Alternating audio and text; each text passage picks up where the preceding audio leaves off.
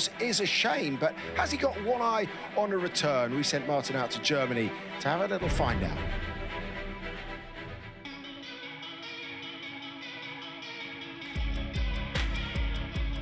We're at the Red Bull Formula Nürburgring in Germany, where we're going to be using a combination of the new F1 track and also the old Nürburgring, the Green Hell, the Nordschleife, call it what you will.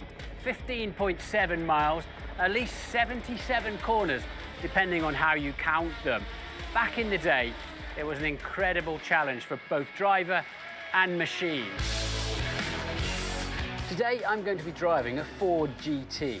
And there's also some pretty special drivers here too. I'm going to catch up with a four-time Formula One world champion. Sebastian, good to see you. Sunny day. Another chance to drive a Formula One car with sustainable fuels, your Race Without Trace program.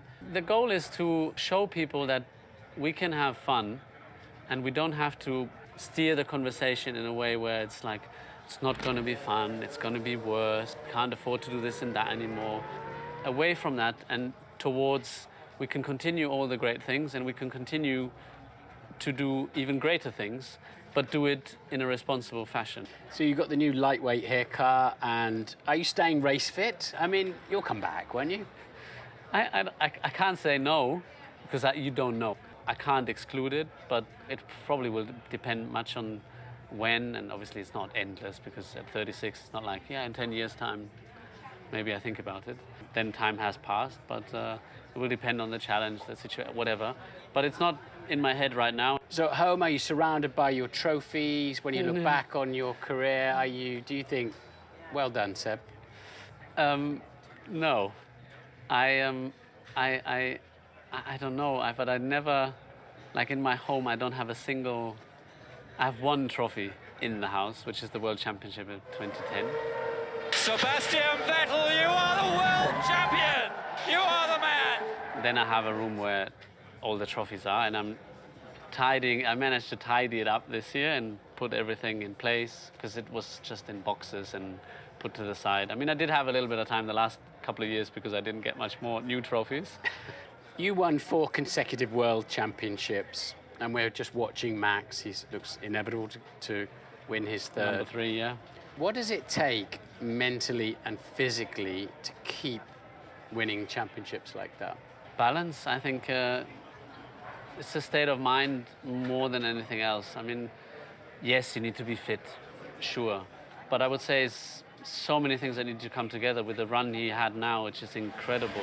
For the first time in F1 history, it's 10 wins in succession for Max Verstappen as he wins the Italian Grand Prix. People say he's got a dominant car.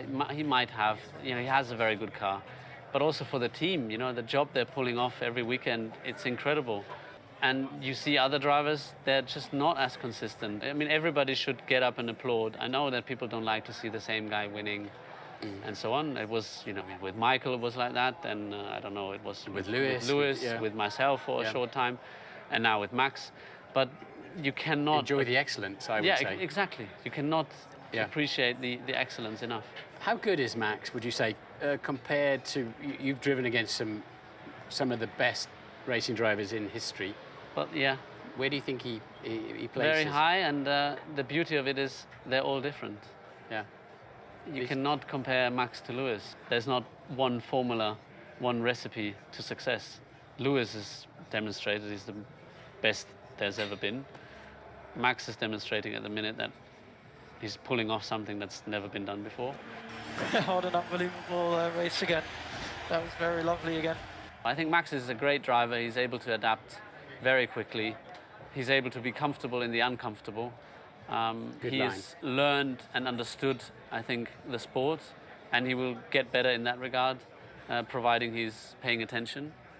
But I think he is. He's not distracted. He's not worrying about which sneakers to put on in the morning, and happy to go racing. That's what he loves. Thanks, Sebastian.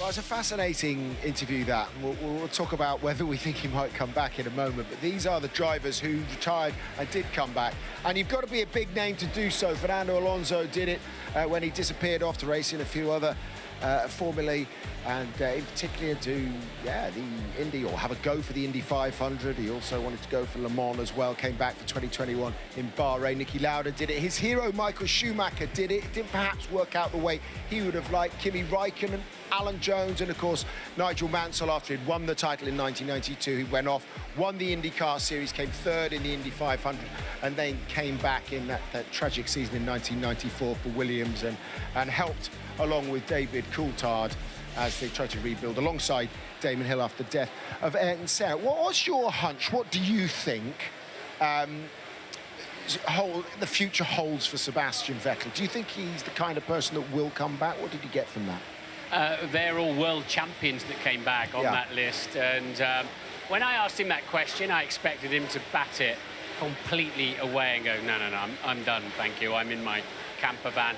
It was a 17-minute interview. We'll put it out on the Sky F1 YouTube channel. And I love talking to Seb because he's an adult, he's interesting, he's eloquent, and he came out with all sorts of interesting things. But I really thought he'd go, no, count me out. I'm all done, thank you very much. And he didn't. No, which is the headline. And Bernie, you know him well, you've worked with him. What do you think?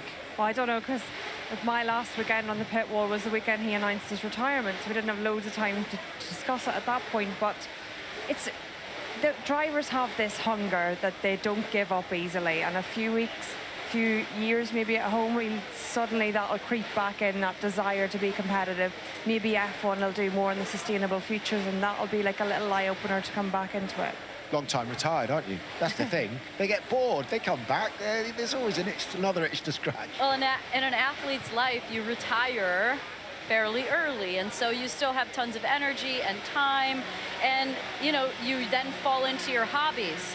And he loves driving, so sometimes a driver, myself, I love aspects about racing, so I can still get involved in things that include the aspect that I loved about it, but it doesn't have to be racing. But he clearly loves driving the car, so it's going to be.